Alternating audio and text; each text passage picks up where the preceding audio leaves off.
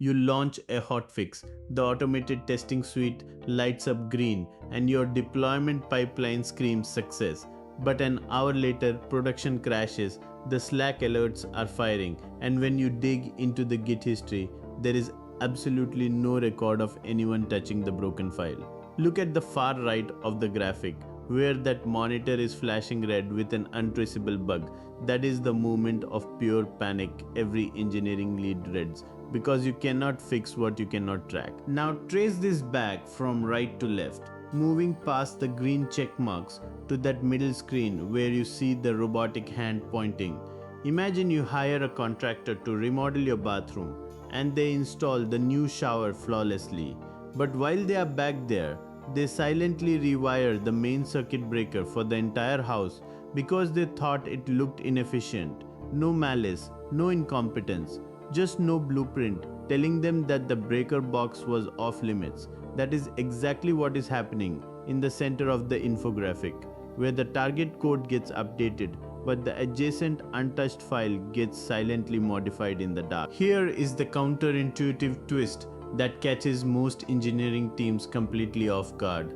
The artificial intelligence agent did not actually make a mistake. Look at that second phase from the left, where the robot is executing the task. The agent wrote syntactically perfect, high quality working code that fully satisfied your original prompt. The automated tests passed because they only checked if the new feature worked, not what else got broken in the shadows. The code is valid, but valid is not the same as correct for the entire ecosystem, and without strict boundaries, the agent simply does not know the difference. Follow the flow all the way back to the far left where the original user request begins. To stop this invisible drift from destroying your production environment, you do not need better prompts and you do not need smarter artificial intelligence. You need a completely different layer of architectural defense, a hidden guardrail that anchors the agent to reality before it ever writes a single line of code, which we will break down in the next scene. That layer of architectural defense is the spec, and it acts as a legally binding contract between you and your artificial intelligence agent. Think about how a master architect works. A contractor does not start pouring concrete until the blueprints are completely signed off. The blueprint is the source of truth, and the building is just the output. Look at that large orange banner cutting across the entire lower half of the graphic. It lays down the golden rule of spec-driven development. When the building and the blueprint disagree, you fix the building, never the blueprint. Move your eyes to the lower left quadrant under the label that says the wrong way. If your agent generates broken code and you try to fix it by going back and messing with your specification file, you are breaking the contract. You will end up with an unreadable, bloated spec and even more broken code. Instead, look to the lower right corner where it says the SDD way. When the code and the spec disagree, you review the spec, keep it locked as your source of truth, and force the agent to fix the code until it conforms perfectly to the contract. Here is the pattern interrupt that most engineers miss. This contract is not actually for you. You already know what you want the system to do.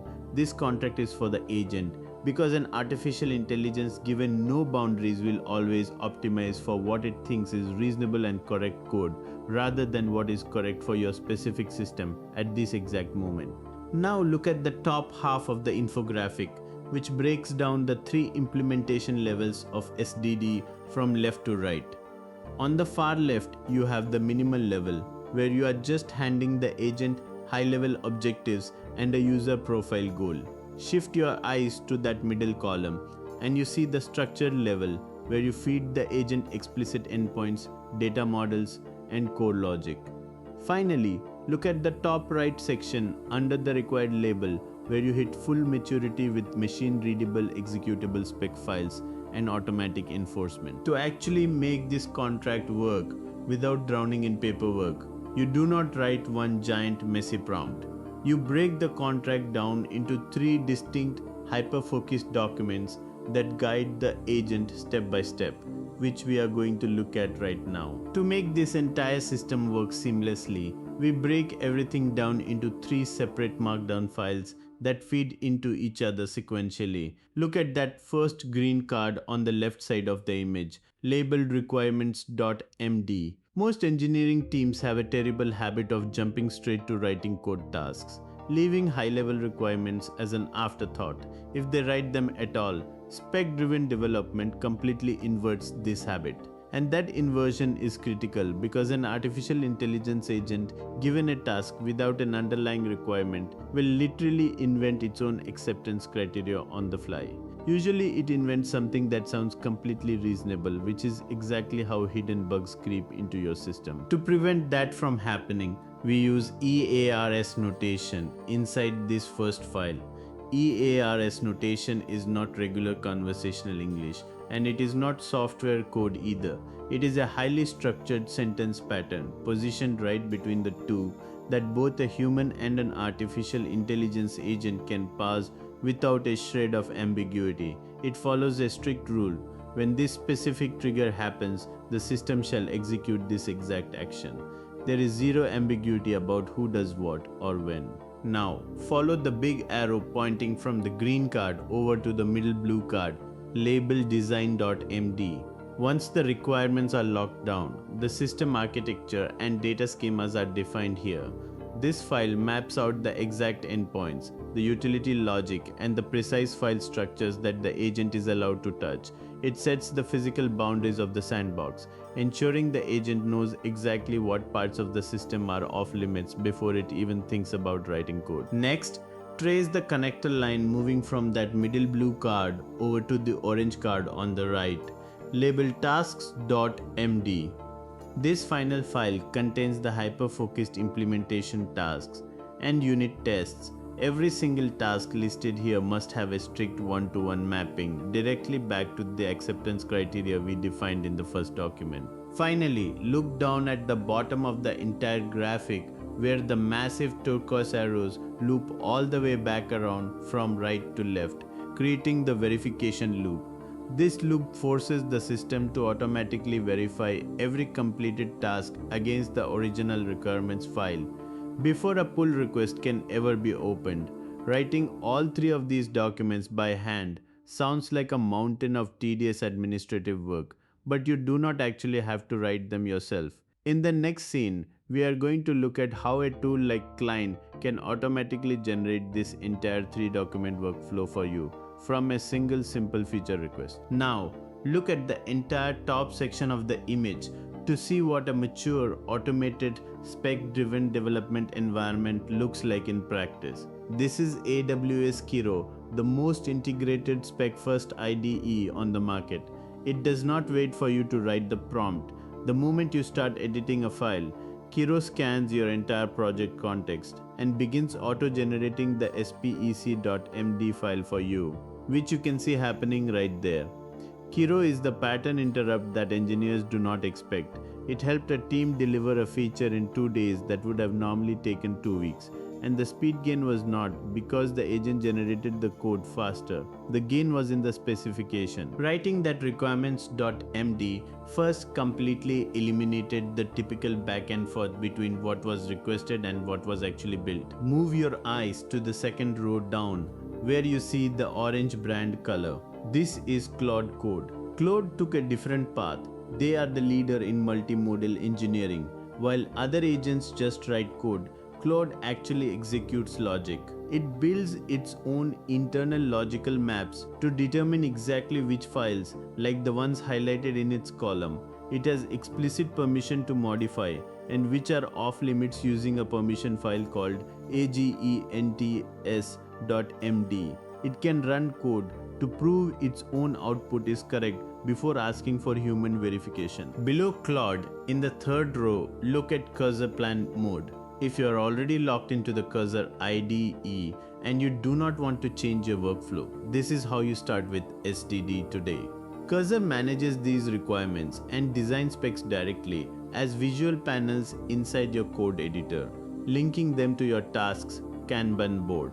It gives you immediate visual context of how your code changes are adhering to the established rules. Finally, at the very bottom, locate the connector linking the GitHub and AWS ecosystem.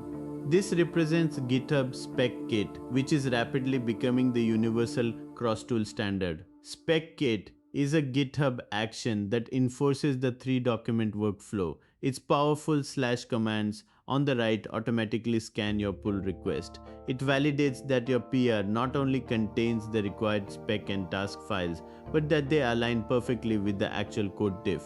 When this tool flags you in a code review or during a tech interview, you better be ready to answer the ultimate question this entire system is built to solve. Now, take a long look at that overwhelming statistic at the top of the graphic. 90% of engineers are only using artificial intelligence for isolated, task-focused, busy work. Look at the left side of the image where it says fragmented workflows. They are writing code snippets and debugging single errors. But the model is just a black box that spits out random output. This is why most engineers are frustrated. They are right when they say AI produces unreliable code, but only for the manual workflow they are stuck using. Instead, shift your focus to the right column, labeled the 13% opportunity. This small group is not frustratingly fighting with the model. They did not somehow get access to a better model than you have. They simply have a spec. They use a specification as their single source of truth, creating verification loops and architectural guardrails across their entire SDLC. This is how you stop treating artificial intelligence like a toy and start treating it like the foundational architectural layer it has become. Let's ground this difference in the real world by looking at that technical interview answer visualization at the bottom. Before you watch this video, the phrase "write a spec before coding" probably conjured up nightmares of a 20-page Word document that nobody ever read and was obsolete before it was printed. After watching this video, you know that writing a spec means creating a machine-readable requirements.md using strict EARS format acceptance criteria that the agent must programmatically verify before marking any task complete. That is not useless documentation, that is a contract. If you are serious about separating yourself from that 90% crowd and moving into the 13% who are getting hired for leadership roles, you need to understand exactly how this workflow functions. Subscribe now. Every Wednesday, we drop one single SDD concept, one real-world tool that uses it entirely for free. And if you are ready to implement this in your project today, watch the next video in this series right here in the description, where we will break down what spec-driven development is and show you exactly how to choose between spec first, spec anchored, and spec as source for your team.